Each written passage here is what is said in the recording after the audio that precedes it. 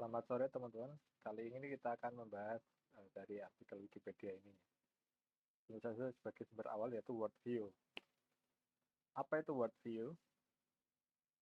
A worldview also worldview ini pakai tanda segi tengah or Jerman Weltanschauung. Saya nggak tahu bacanya Weltan atau ini Weltanschauung. Is said to be the fundamental cognitive orientation of individual or society encompassing the world of the individual society's knowledge, culture, and point of view. Ini sumbernya adalah Ken Fang ya. What is the worldview? Jadi di sini worldview atau pandangan dunia gitu ya kalau diterjemahkan secara literal ke bahasa Indonesia adalah orientasi kognitif yang fundamental yang mendasar yang dimiliki oleh individu atau masyarakat yang mencangkup keseluruhan dari pengetahuan, kebudayaan maupun titik pandangan atau cara berpikir begitu ya yang dimiliki oleh individu atau masyarakat tersebut gitu. Jadi worldview itu sangat ini ya mencakup semua hal ya yang dimiliki oleh individu dan masyarakat dalam suatu struktur pengetahuan gitu. Saya sangat suka pertama kali mengenal ini mungkin ketika SMA ya. Kakak itu pinjam buku dari perpustakaan UGM. Saya mungkin punyanya Pak Adian Husaini, Ustadz Adian Husaini yang berjudul Wajah Peradaban Barat. Mungkin dari sana yang pertama kali mengenal kata ini. Saya pertama kali membaca mungkin dari sana.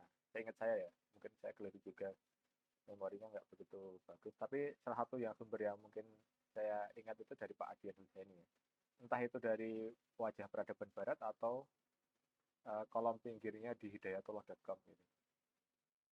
Jadi sekali lagi nih ya, orientasi kognitif yang fundamental yang mendasar. Orientasi itu kan arah dari berpikir gitu ya, arah kognitif, arah pandangan pemikiran seseorang atau masyarakat yang itu mencakup keseluruhan pengetahuan yang dimiliki oleh masyarakat atau individu tersebut dan juga selain pengetahuan kebudayaan maupun cara pandang terhadap sesuatu gitu. Jadi worldview gitu tentang misalnya Islam memandang hidup dan mati gitu ya. Jadi Islam itu kan sangat dari konsep worldview itu sangat mencakup semua hal yang baik yang wujud maupun yang tidak wujud. Jadi misalnya bahkan dalam struktur pengetahuan Islam itu mungkin juga ada penjabaran ulama Islamnya Al-Ghazali mengenai pertanyaan seperti apakah Allah itu dapat menciptakan suatu dunia yang lebih baik dari dunia ini gitu. Itu seperti itu saking ini ya worldview itu sangat mencakup keseluruhan pengetahuan yang dimiliki oleh individu atau masyarakat gitu. Mendasar atau fundamental seperti itu mendasar sekali. However, namun when two parties view the same real world phenomenon, their worldview may differ, one including element that the others does not gitu ya. Jadi dua kelompok itu yang memandang pada suatu fenomena hidup yang sama, mungkin saja cara pandang dunianya ya, yaitu worldview atau pandangan dunianya mungkin berbeda. One including element that the others don't ada. Termasuk misalnya ada elemen yang tidak dimiliki oleh cara pandang yang lain gitu atau worldview kelompok lain gitu. Mungkin ini bisa kita ambil contoh dalam konteks misalnya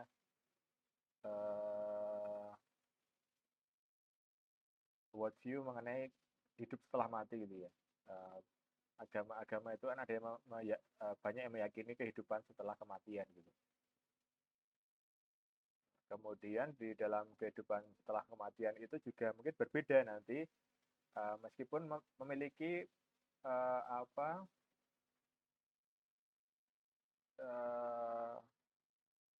fenomena ini kalau ini real world ya kita real world dulu misalnya tentang soal kemiskinan gitu ya. Jadi mungkin saja meskipun kemiskinan itu sama ya secara objektif itu orang itu memang miskin gitu ya pakai standar modern gitu. Tapi mungkin pemanaan cara pandang dunia terhadap kemiskinan itu berbeda gitu. Misalnya dalam bahkan dalam kelompok yang memiliki pengetahuan atau cara pandang yang sebenarnya sama itu Islam gitu. Tapi penafsiran terhadap itu cara pandangnya juga berbeda ada juga gitu. Jadi yang satu melihat kemiskinan sebagai takdir gitu, takdir yang sudah digariskan oleh Allah gitu, Tuhan gitu. Tapi satu sisi melihat kemiskinan itu suatu hal yang bisa diusahakan untuk diselesaikan gitu ya. Bukan semata-mata hanya soal takdir, tapi juga bagaimana ikhtiar untuk untuk menyelesaikan hal itu gitu. Jadi bahkan dalam struktur cara pandang atau worldview yang sama yaitu Islam gitu, penafsiran soal itu bisa berbeda juga gitu. Jadi, kalau saya mungkin menafsirkan dari kalimat ini mungkin seperti itu juga. Maka dari itu ketika kita lihat dalam mungkin Christianity ya atau kekristenan gitu, mungkin ada karya dari Weber itu tentang apa? Saya agak lupa ya Weber itu. Soal ini Weber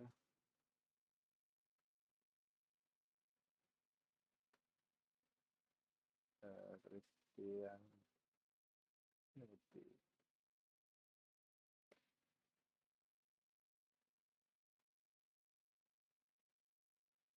ekonomi. Nah ini ya, yaitu The Protestant Ethic and Spirit of Capitalism gitu ya. Bagaimana Weber itu mengeksplorasi bagaimana kepercayaan religius dari Protestan itu, terutama ascetic Protestantism contribute to the development of capitalism in Western world. Jadi bagaimana kepercayaan pada Protestanisme itu, terutama pada Protestanisme asketik gitu ya, berkontribusi terhadap perkembangan kapitalisme di dunia barat gitu. Jadi bahkan di Christianity ya, kekristenan itu juga ada misalnya Protestan gitu ya, Protestan etik gitu. Ketika mereka melihat wealth atau kemakmuran itu sebagai suatu hal yang diusahakan gitu ya, bukan semata-mata takdir misalnya kaya dan miskin itu takdir gitu. Meskipun nanti value-nya sama gitu ya, view-nya adalah kekristenan gitu. Di Islam juga sama gitu, ada yang melihat bahwa kemiskinan, kekayaan itu sebagai pemberian dari Allah Tuhan gitu ya. Mungkin sama dalam struktur itu gitu, tapi dalam sistem sistem di bawahnya itu melihat bahwa itu bisa diusahakan kembali gitu agar mereka mendapatkan kemakmuran yang lebih baik gitu atau ikhtiar melalui jalan ikhtiar gitu. Jadi ada misalnya aliran Jabariyah nanti di Islam itu ya, aliran teologis itu namanya Jabariyah yang sangat sangat nerimo gitu ya, nerimo apa yang sudah ditakdirkannya. Jadi melihat lebih pada takdirnya, unsur takdirnya daripada unsur ikhtiarnya gitu ya.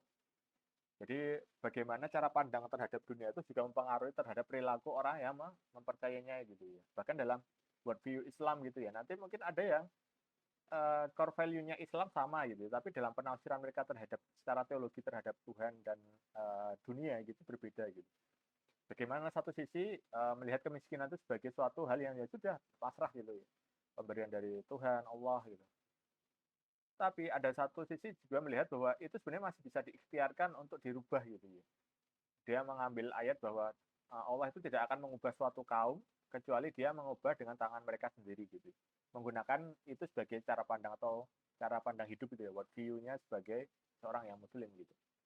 Bukan yang hanya menerima apa saja, kemudian dia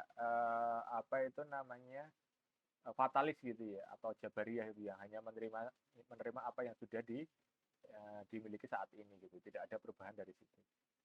Jadi sangat penting ya bagaimana worldview itu berperan penting terhadap perilaku individu maupun masyarakat gitu ya. Tadi Weber juga dalam karyanya Protestant Ethic tadi ya, itu juga berusaha mencari akar nilai Protestanisme dalam perkembangan kapitalisme di Eropa gitu, terutama di dunia Barat ya. Nah, jadi kemudian ini a worldview can include natural philosophy, fundamental, existential, and normative postulate, or them values, emotion, and ethic gitu. Jadi cara pandang dunia atau pandangan dunia atau worldview dapat meliputi filsafat alam, natural ya, filsafat alam, atau kemudian fundamental, postulat eksistensial, postulat normatif, atau tema nilai, emosi, dan etik gitu. Jadi cakupannya sangat luas gitu. Bagaimana filsafat terhadap relasi terhadap alam gitu ya. Ketika kita membaca, bahkan misalnya saya dalam masyarakat muslim gitu ya, nanti berbeda-beda penafsiran mereka terhadap dunia gitu ya. Misalnya filsafat alamnya, ada yang memandang kausalitas itu menafsirkan bahwa Allah itu hanya menciptakan kemudian jalannya dunia ini sudah ditentukan dari relasi naturalnya gitu. Jadi ada kausalitas antar objek-objek yang ada di alam semesta. Jadi misalnya sains gitu ya. Jadi Allah menciptakan metafornya itu sama seperti di dunia barat itu seperti ini ya, pembuat jam gitu. Jadi Tuhan itu membuat jam, kemudian secara natural dia jam itu bergerak sendiri gitu, sesuai dengan mekanis dari jarum, kemudian apa itu namanya, elemen-elemen yang lain dalam jam tersebut itu ada angka dan lain sebagainya, ada angka penunjuk jam dan lain sebagainya. Ada yang juga melihat bahwa Allah sebagai Tuhan itu terlibat dalam keberlangsungan alam semesta ini setiap waktunya itu, bahwa yang kita anggap sebagai relasi sebab akibat kausalitas dalam dunia gitu, sebenarnya itu adalah penciptaan yang terus menerus ya, penciptaan kreatif yang dilakukan oleh Tuhan gitu ya. Ini nanti mungkin misalnya di dalam teologi Asy'ariyah dan sebagainya gitu, bahwa Tuhan itu sebenarnya terlibat dalam alam semesta gitu. Jadi yang kita anggap sebagai kausalitas itu ya antara satu peristiwa dengan peristiwa yang selanjutnya itu adalah sebenarnya ciptaan yang terus-menerus dari Tuhan atau Allah. Kemudian ini juga nanti berhubungan dengan nilai emosi maupun etika. Jadi sangat luas bagaimana worldview itu, konsep ini dalam struktur sistem kognitif dalam masyarakat atau individu gitu ya, di dalam sistem kognitifnya gitu. Atau mungkin konsep yang lainnya agak mungkin ada irisannya seperti skema kognitif gitu. Kemudian etimologinya, asal katanya, the term worldview is colloquial kan. Terusnya itu word first forward from another language. Jadi ini kata yang diambil dari bahasa yang lain ya, yaitu kata dari Jerman yaitu Weltanschauung. Ini kita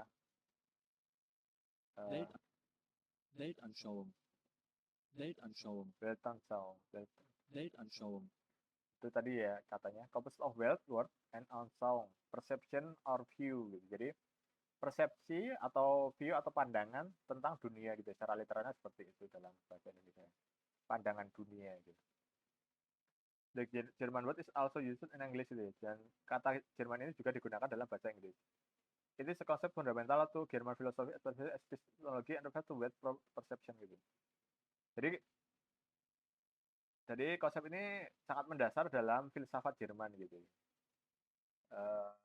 Khususnya dalam epistemologi atau cabang filsafat yang menguji mengenai hakikat, asal maupun batas dari pengetahuan gitu. Jadi epistemologi itu bagaimana kita mengetahui gitu. Bagaimana kita mengetahui sebab akibat gitu.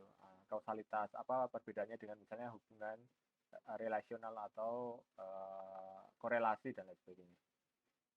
Dan merefer menunjuk pada word perception, persepsi dunia yang sangat luas gitu.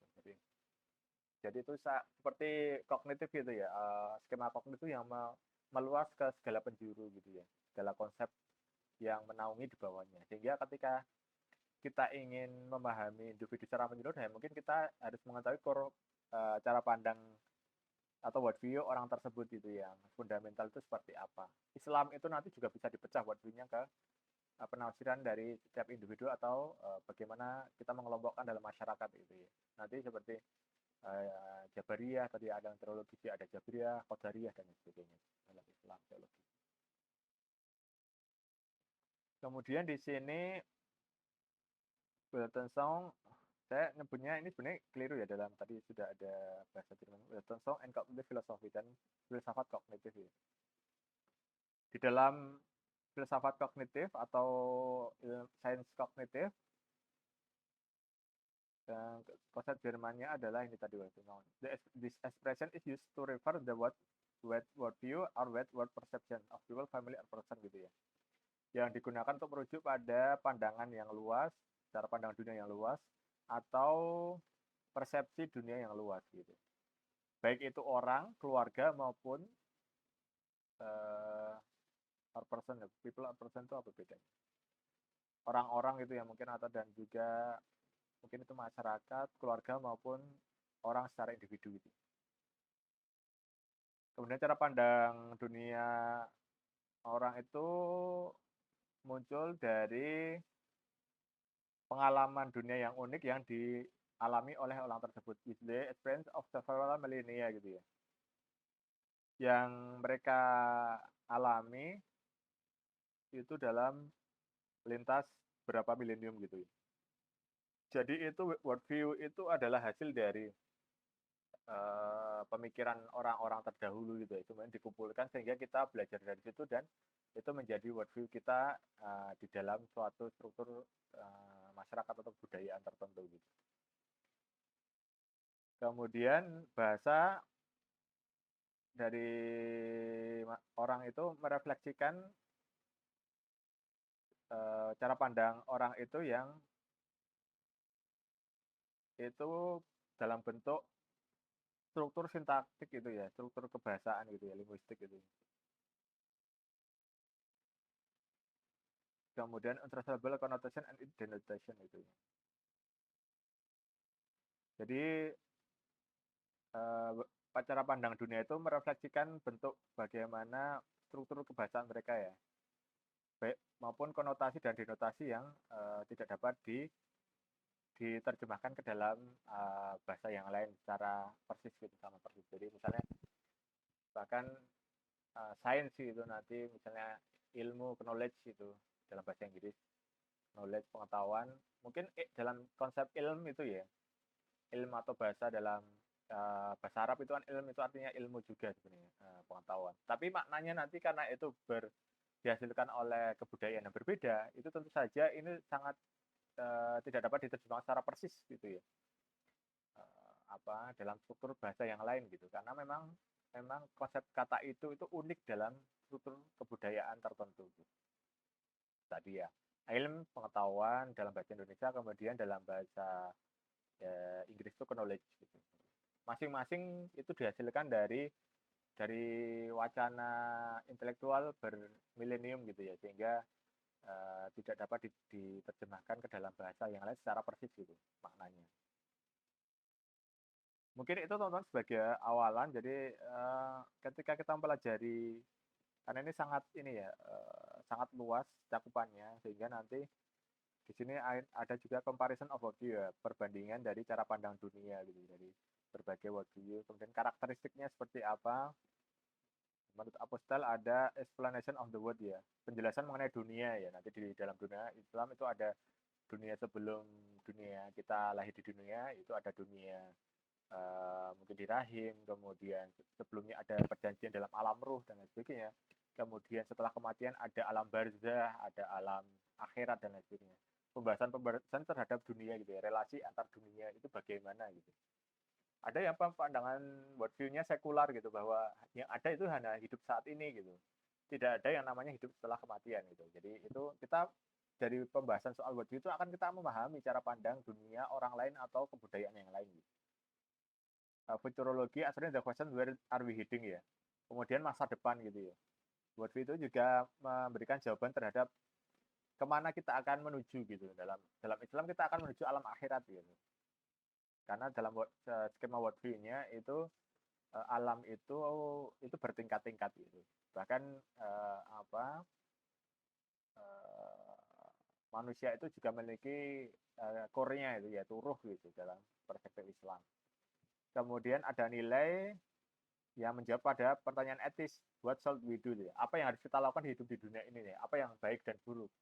Bagaimana kita berargumen mengenai kebaikan dan keburukan dan lain sebagainya. Pertanyaan-pertanyaan etis itu juga akan dijawab oleh cara pandang dunia yang kita yakini gitu. Kemudian praksiologi, metodologi, teori action, how should we attain our goal?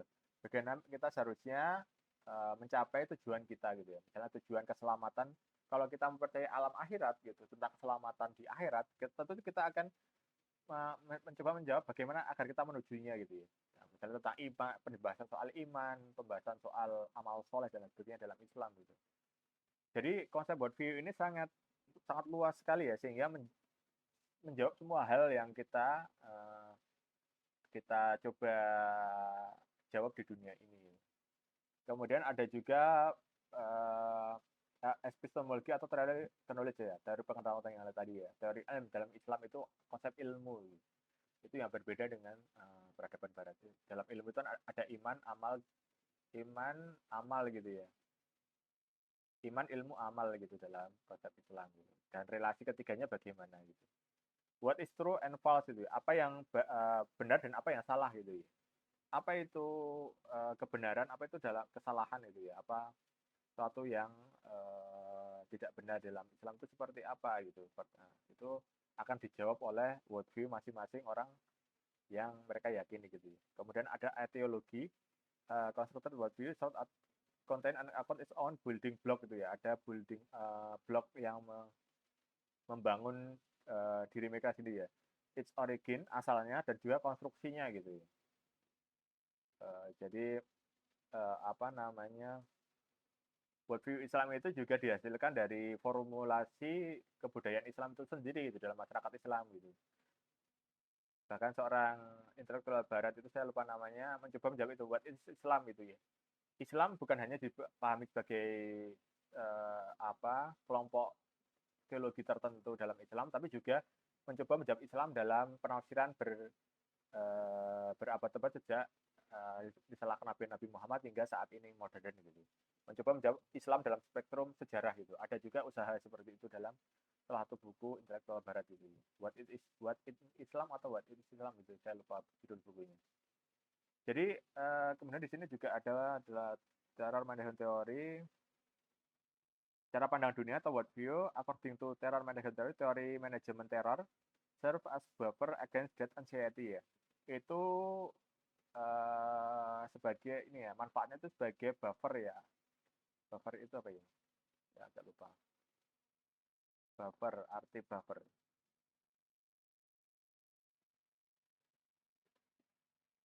Penyangga itu ya, atau itu sebagai penyangga melawan kecemasan menghadapi kematian gitu ya, dalam teori manajemen teror gitu ya. Itu cara pandang dunia itu digunakan orang itu sebagai alat untuk melawan kecemasan mereka terhadap kematian itu. Karena kalau kita nggak punya cara pandang dunia yang utuh gitu, ya mencoba menjawab semuanya tadi ya, ada ke 6 jawaban ini gitu. Coba dalam struktur worldview itu ada 6 ini. Kalau semuanya ini nggak lengkap gitu, kita akan merasa cemas gitu ya. Tentu saja kalau kita nggak punya penjelasan yang utuh tentang dunia, kita misalnya eh, mencoba kita yang memahami orang sekular gitu ya, yang hanya melihat dunia itu hanya pada dunia yang saat ini saja gitu, tidak ada dunia yang lain gitu. Dalam pengertian dunia akhirat gitu ya, dunia goib gitu. Itu tentu saja mereka juga perlu memahami worldview mereka secara utuh ya, sekuler gitu, agar mereka juga melawan kecemasan mereka terhadap kematian gitu. Kematian itu pasti gitu. Meskipun ada usaha-usaha untuk melawan itu ya, misalnya orang-orang yang belajar soal dalam bidang ini ya, bioengineering gitu dan sebagainya. Tapi itu soal yang lain. Tapi poin pentingnya adalah bahkan dalam buat orang-orang sekuler itu juga berusaha untuk menjawab ini agar mereka juga dapat menyelesaikan secara utuh gitu ya kecemasan mereka terhadap kematian gitu. Itu menurut teori manajemen teror manajemen teori ya, teori memanage atau mengatur mengenai teror gitu. Karena kematian itu pasti gitu. Saat ini gitu kematian itu pasti gitu. Maka kalau keenam jawaban ini tidak memiliki konstruksi yang utuh, itu tentu saja akan menyisakan pertanyaan-pertanyaan yang itu lubang yang menganga yang tidak terjawab dalam pikiran atau juga seseorang gitu. Jadi nanti banyak nanti. Jadi kita setidaknya teman-teman itu mungkin bisa ini kemudian ada di dalam konsep konteks agama ada penjelasan juga cara singkat ini. Kemudian ini referensi yang digunakan di web. Jadi mungkin teman-teman bisa merefleksikan saat ini ya, mungkin selama ini tidak begitu mendalami worldview-nya masing-masing gitu ya, cara pandang terhadap dunia itu, bagaimana cara utuh itu menjawab ke setidaknya 6 poin ini ya. Keenam, worldview is an ontology, the model of the world is not complete this elemen ya. Ada 6 elemen ini yang mungkin bisa dijawab gitu. Bagaimana penjelasan terhadap dunia gitu. Teman-teman mungkin sebagai seorang muslim tentu saja lalu belajar soal akhirat gitu, surga dan neraka gitu.